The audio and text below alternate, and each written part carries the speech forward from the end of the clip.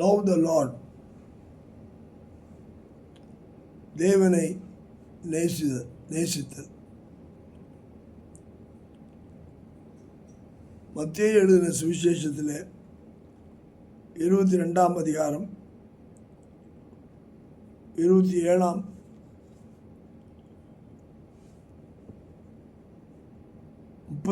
வசனத்தில் நாம் பார்க்கும்போது,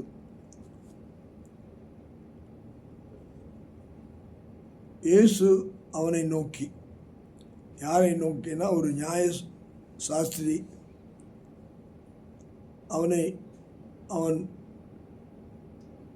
பல கேள்விகளை கேட்கிறான். அவனை நோக்கி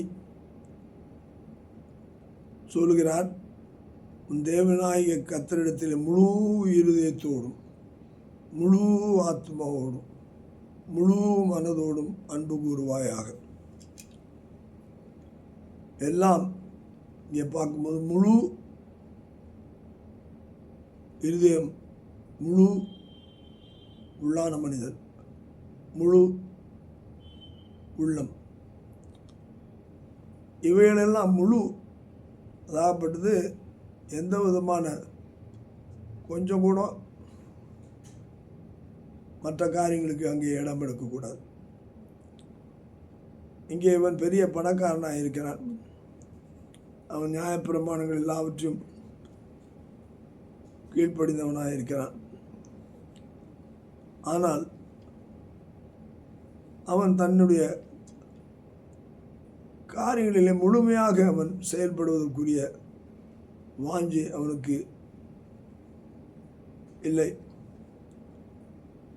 ஆனபடியால்தான் அவன் உலகத்தோடு கூட இணைந்து ஒட்டி கொண்டிருப்பதனாலே அங்கே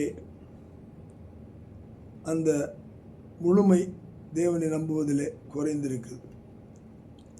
முழுமையாக நாம் தேவனை நேசிக்கும் போது முழுமையான ஆசீர்வாதங்களை பெற்றுக்கொள்ளும் ஸ்லாக்கியத்தை பெற்றுக்கொள்ள தேவன் நமக்கு கிருபை செய்கிறார். பெற்றுக்கொள்வோம். கர்த்தர் நம்மை முழுமையாக ஆசீர்வதிக்கத்தக்கதாய் நாம் எப்பொழுதும் அவரோடு இணைந்திருப்போம்.